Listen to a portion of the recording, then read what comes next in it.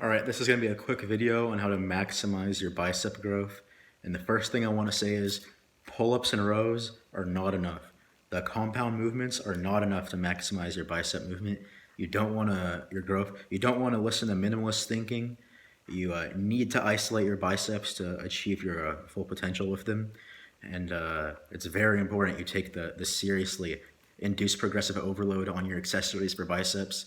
And just know that the weighted pull-ups in your rows are not enough for your biceps to grow optimally. So the first thing I want to say is you're going to do the majority of your training with dumbbells. You're going to want to keep your shoulders back, your elbows back too. You don't want your elbows to rise too much. You're going to want to pronate your wrists, just a general form. If you have access to an unlimited stack of dumbbells and you're at a public gym, then I'd say you'd want to go one arm at a time, curl like this, then like this. But if you're like me and you only have certain dumbbells and your max is like 40 pounds, then you want to do these curls 2 arms at a time. This makes it significantly harder, and it'll be much harder to do too much progressive overload. I would say that reps and sets in terms of volume, if you're going to be using dumbbells, 3 sets of 15 is fantastic. 4 sets of 15 is also good, but in general, sets of 10 to 15. 10 is honestly a little too low. You want to be getting about 15 reps per side. So when you're doing 2 arms at a time, 15. But if you're doing 1 arm at a time, if it's really heavy, 20 is okay, but you want to be getting 30 if you're doing 1 arm at a time. And if you want to go really intense on these, you can use an easy bar, although that will really incorporate your forearm muscles a lot.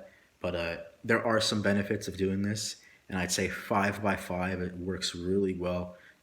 I learned this from the old school greats, the bodybuilders.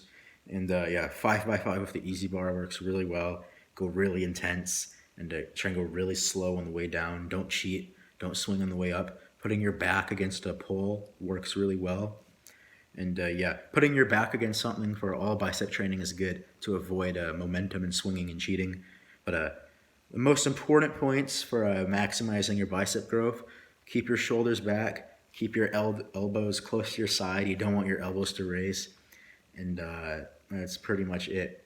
Also, my thoughts on cables are quite negative. I don't really recommend them. I think the resistance profile is bad. It's too much tension at the start of the movement. You're not really training your bicep too well. I don't recommend it. I also really recommend sitting back on an inclined bench and leaning back and doing curls. And this will really stretch out your bicep, hit the long side of it.